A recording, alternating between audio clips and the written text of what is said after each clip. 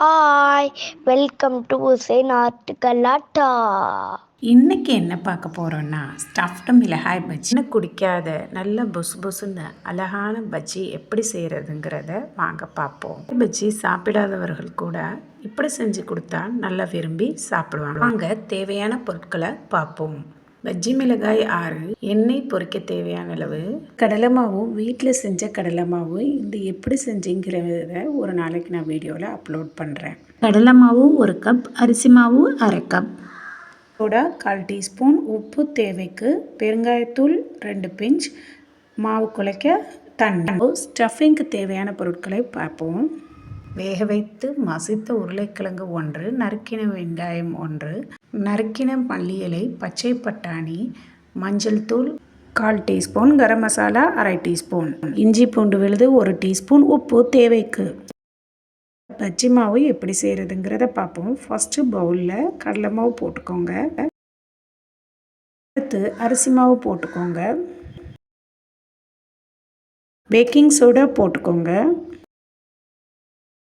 பெருங்காயத்தூள் போட்டுக்கோங்க. தேவைக்கு உப்பு போட்டுக்கோங்க. ட்ரை இன்க்ரீடியன்ஸை மிக்ஸ் பண்ணிவிட்டு அதுக்கப்புறம் நம்ம தண்ணி சேர்த்து மாவு ரெடி பண்ணிக்கலாம்.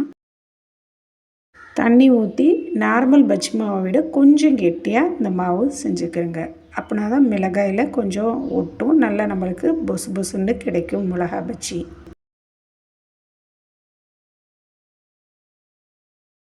தண்ணி கொஞ்சம் கொஞ்சமாக விட்டு இந்த மாதிரி பதத்துக்கு நல்ல கெட்டியான பஜ்ஜி மாவு ரெடி பண்ணிக்கோங்க. இந்த இவ்வளோ கெட்டியாக நல்லா இருக்கணும். பேட்டர் பார்த்துக்கோங்க.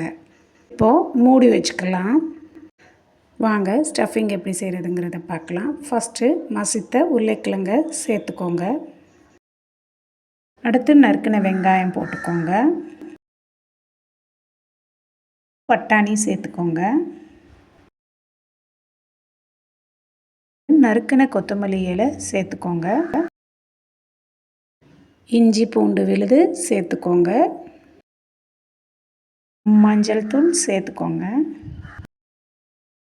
கரம் மசாலா சேர்த்துக்கோங்க. இதுவும் வீட்டில் செஞ்ச கரம் மசாலா தூள் தான். உப்பு தேவையான அளவு சேர்த்துக்கோங்க. நல்லா மிக்ஸ் பண்ணி கலந்து வச்சுக்கோங்க. இதுதான் ஸ்டஃபிங்.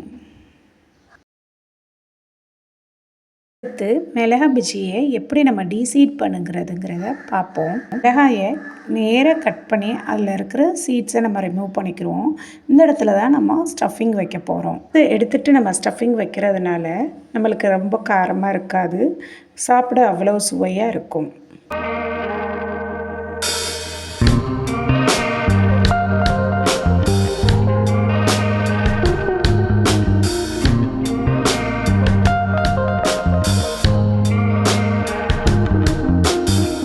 இந்த வீடியோ பிடிச்சிருந்தா லைக் பண்ணுங்க, ஷேர் பண்ணுங்க, கமெண்ட் பண்ணுங்க, சப்ஸ்கிரைப் பண்ணுங்க.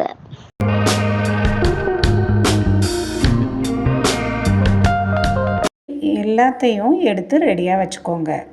இது நம்ம ஸ்டஃபிங் வைக்க போகிறோம். பாருங்கள் நான் எப்படி ஸ்டஃபிங் வைக்கிறேங்கிறத நல்லா ப்ரெஸ் பண்ணி மிளகாயில் நல்லா அழுத்தி வச்சுக்கோங்க.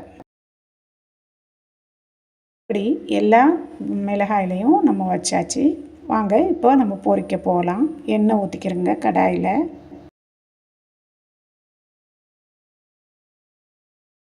பண்ண மிளகாயை எடுத்து மெதுவாக ஜென்டிலாக நம்ம பேட்டரில் டிப் பண்ணி பாருங்கள் எவ்வளோ நல்லா கோட்டாக ஆயிக்குதுன்னு. நல்ல திக் கோட்டாக இருக்கணும். இப்படி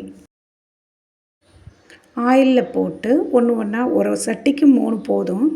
ஒன்றா போட்டு பாருங்கள் எவ்வளோ அழகாக பொசு பொசுன்னு வந்திருக்குண்டு. மெதுவாக திருப்பி கொஞ்சம் மீடியம் ஃப்ளேம்லேயே வச்சு பொரிச்சு எடுத்துக்கோங்க. இஃப்தாருக்கு அருமையான ரெசிபி இது. கண்டிப்பாக நீங்களும் ட்ரை பண்ணி பாருங்கள். மறக்காமல் சப்ஸ்கிரைப் பண்ணிடுங்க. தேங்க்ஸ் ஃபார் வாட்சிங்.